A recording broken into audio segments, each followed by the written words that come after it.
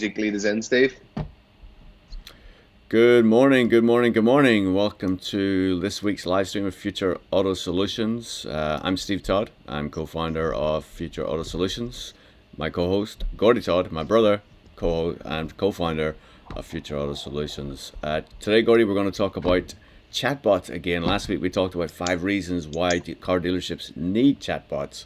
But this one, I think, is a little more in our wheelhouse about why car dealerships should not be using chatbots.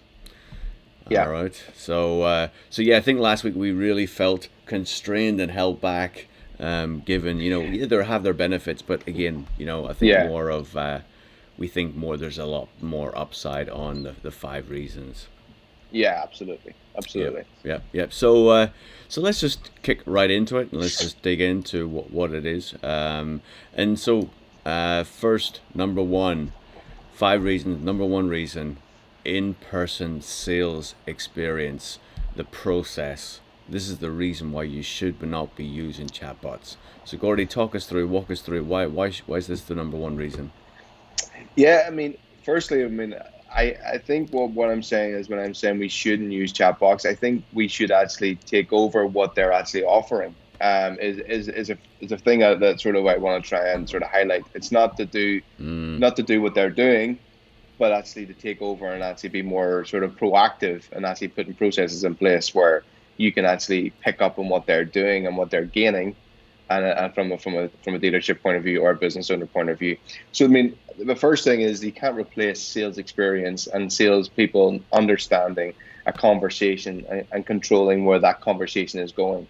A lot of these chatbots are people who aren't trained and skilled in experience of years upon years of selling cars. And they're more scripted and they're working off a script because at the end of the day, that's what people think. If they say these same things, they'll get the same results and they'll lead the customer in a certain way. So really what I was saying is, I mean, you send salesmen on training courses, they take time out of their day out of the showroom to go on these training courses, and they do that for a reason, is to get them experience of handling incoming calls, handling, obviously web chat now, and handling sort of how to take that from an inquiry to an appointment and obviously down the line to a sale. So really the first and most is your sales team, and obviously, and the experience that they have and the investment that you've put into the sales team, really sort of is the first and foremost thing that you gain. Yeah, no, and thank you for setting that up. And that's my fault for not sort of setting up and clarifying, right? Because people's perception of chatbots, and we talked a little bit about last week, which is probably the reason why I didn't. I sort of thought I could skip over it, and maybe that was a mistake on my part in a sense of because people have expectations of what chatbots are, right? There are chatbots that are just automated responses, automated replies, automated triggers. They're used for customer support, where our engagement, our lead generation, right? And then there are the Yeah. the bots that we're talking about here, is where a dealership will have a third party or somebody off site, maybe sitting in another country, who's responding to customer engagement on their site with the whole intent of providing information, context, and curating an experience for an individual. So I'm glad you did set that context and paint that picture there for me.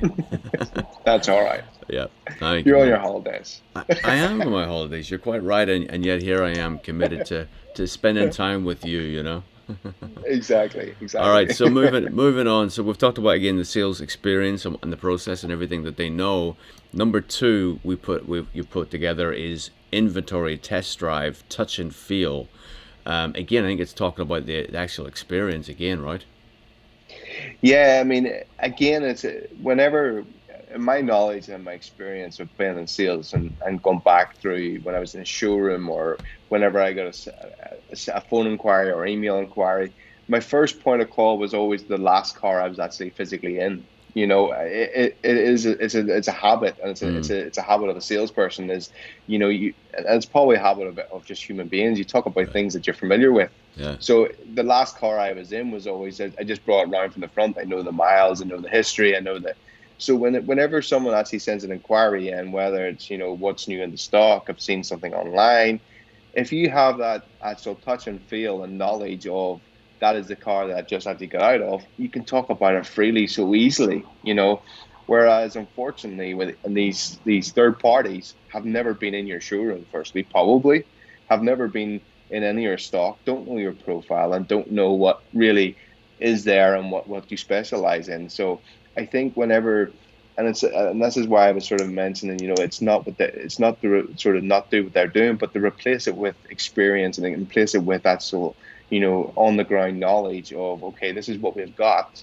And I was in this car, and you can go straight into actually selling the car and talking about the car, the features and the benefits, and really understanding and creating a desire so fast, without it actually having to go down the line to reach the salesperson. So again, it's an advantage that they have, but it's also that it's something they have to put in place to sort of maximize the inquiry. Yeah, and tying this in as well, Gordy, because in the past we've talked about, how car dealerships can compete with the likes of Carvana and Froome and on all these digital platforms. Yeah. And you take the concept you just explained, right? And the individual salesperson who has been in that used car, who has been in, smelt the aroma of it, has seen the paint, has looked at it, can actually see the size of the book, has probably sit in the back seat, can really articulate to that prospect actually what is going on with that car, how did it look, what is there scratches, are there things involved. And I think it could be applied to so many different things, as opposed to somebody who is remote, who's never seen the car, and to your point, who's working off a script. So really important clarification there. Because you can really, just to add a wee bit more to that, sorry about that. But if you're having a conversation with someone about, say, if they have a family and they're talking about, car seats and Isofix and different things like that. If you're physically doing the conversation, you can say, look, listen, give me 1 wee second and I'll send you a video or of what they're looking at, And it's so much more powerful and so much more, you're actually getting right into the customer's needs and what their buying habits and why they want to buy, rather than, again, a third party with just a script and trying to, put the customer down the track of going to the showroom and an inquiry. So. Yeah, no, and I know you said one more little thing, and then here I go with another thing. But it all ties in, because obviously, you're right. You have, I don't know, maybe 50 years experience. You're obviously a lot younger than you look, or you look a lot younger than you are, however you want to phrase it. But in essence, obviously, with all your experience, we're going to talk about those various things and what you've learned. And recently, I purchased a car, a used car, and what were the experiences that I went through. And what you just said, to me, was a really, really critical element of my buying process. I did buy a car that wasn't local to me, that I spoke to, initially online with these chatbots. Then you get on the phone, and then it's like, okay, send me a video of X, Y, and Z of this in the car, and you get it, you hear the car running, and it just adds value to that customer experience. Absolutely. So let's quickly move on before we start talking. Yeah, we'll go back in again. Yeah. So number 3 is local knowledge. So why is that a benefit for car dealerships? The reason why I put in that, I always find it, and again, it's going back to the experience side of things again, is that, if you have a local knowledge of a place and someone's inquiring and they're from, like, for instance, we talk about Belfast, is it East Belfast, is it West Belfast, is it, are you local? And if you're able to connect with someone just not related to the car, related to, to certain things, it builds rapport and it builds a connection with the customer. And when these chatbots and obviously third parties, obviously in America, it's more vast, and, the sort of, they could be states away and nothing to do with, wherever you're from or your town, your village, or wherever it is. I think it's really, really actually, it's a massive, we find here in Northern Ireland, you always know somebody. I know it's just the way it works. You know somebody who knows somebody, and I think whenever you know that knowledge, also the knowledge of, if that customer, a salesperson can actually distinguish if they've been looking in other dealerships and if they've been looking in local dealerships around. And obviously, when you're in the motor trade, okay, warning signs if they're going to one place, how they structure their deals, or they're very aggressive at one thing. Sometimes, knowing that wee bit of local knowledge, it really helps you actually in your position, and without the customer realizing or knowing. But what you have is, you're able to gain a wee bit of an advantage. And I always find that's really critical. And, the small margins and the fine margins, when it's a competitive market and the prices are really close and everything else, them little details can really make getting the deal pushed over the line just that wee bit more, So I always think local knowledge and understanding your area, which really can help you. Yeah, no, no, and you said a few things that are going to trigger that I wanted to write down, but I'm going to come back to it at the end so we keep going because the audience will be going, man, these two can talk, I know. Come So, on. let's motor on, as they say. So number Yeah, four, after sales support, relationship. yeah, yeah. I mean, again, it's the sort of side of things is actually knowing your after sales department. Knowing whenever you're on the phone, you can talk about, we have courtesy cars, we have all the infrastructure and the things that are in the background. You understand who the service manager is, the after sales manager, this team who you're going to introduce you to. I think when someone has that sort of connection and understanding, when there's an inquiry comes in, because obviously these aren't always just sales inquiries. Right. There may be inquiries of, you know, something about the dealership hasn't been handled right, or something hasn't been, or they're having problems somewhere else, and it's coming back into you. When you actually have that understanding of, like, listen, we have a sales manager, a sales team, or mechanics or technicians who specialize in certain departments, then you really are again building this sort of credibility and building value of the dealership over and above someone sitting somewhere that doesn't understand what if the car's not starting right, or if there's a wee issue with it, it doesn't understand that side of things. But again, putting value in your team and putting value back into and understanding what you have got there is understanding that they've got years and years of experience. I've got 50 years, as you've pointed out. It's like, it's about understanding and knowing when a customer talks about something, you can show empathy straight away. Right. And then you're actually trying to handle the actual inquiry without, again, pushing them off to someone else, and them having to wait for that reply or having to wait for that. You can then really own the issue and really deal with it and follow it through. Yeah, there's lots of great stuff you mentioned there, Gordy, and I'd almost think if we were to think about, what you've just said and this relationship building and sort of our approach to the way, a strategy we utilize. Again, we're not saying this is Yeah, the best way. We're not saying this is what you're doing is the wrong way. This is just an alternative strategy that we've found success with. But you take that relationship building and how we utilize the customer or the bots or the interaction with the customer, right?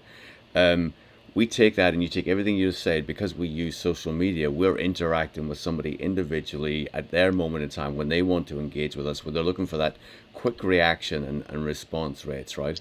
And that's where it absolutely. really is really important. And you build those relationships, and we've talked in the past about cultivating those relationships on those applications actually allows us to generate new sales leads and recommendations, which is the Yeah, highest form of referrals, as you know. So really yeah, important. I didn't want to let that go absolutely. without saying it.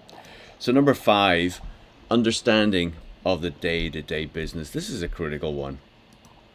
Yeah.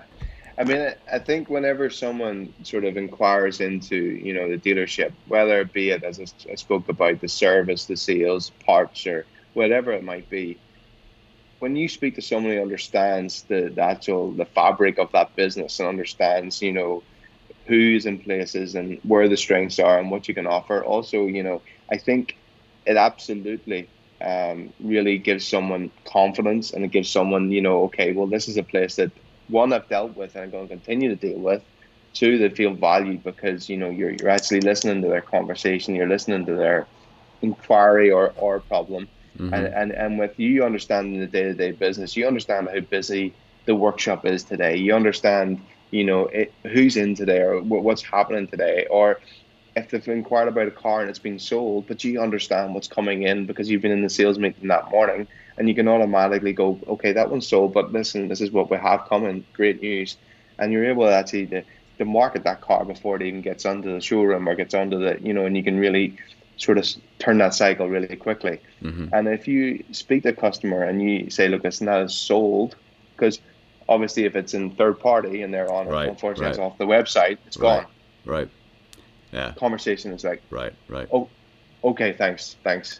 But if you go, but listen, this is what we've got coming, great news, we've got this coming with this miles, full service. We know the people who've had the car, it's been really well looked after.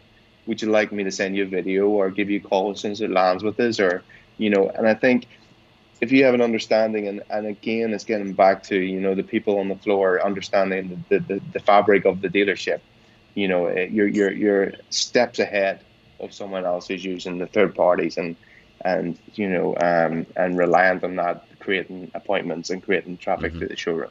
Yeah, yeah, and Yeah, it's sort of I guess you take what you just said and then you can almost flip side of it, and we spoke about it last week as the benefits, right? So when the showroom's closed, this is when you can turn to these third parties to actually provide absolutely, that service to keep that engagement going.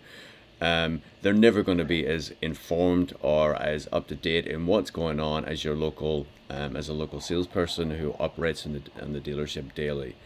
Absolutely, 100%.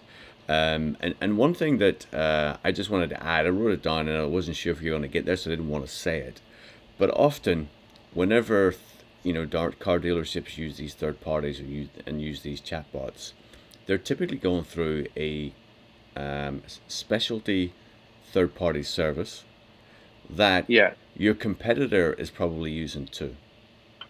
absolutely, So when someone inquires, not only are they responding to you and your dealership, but they're also responding to the dealership up the road, the one across the street, the one around the corner, and the one the next town over. Someone probably in the next state over or the next country over, right? Because that's what this company does. It specializes in actually putting together these chatbots for this industry.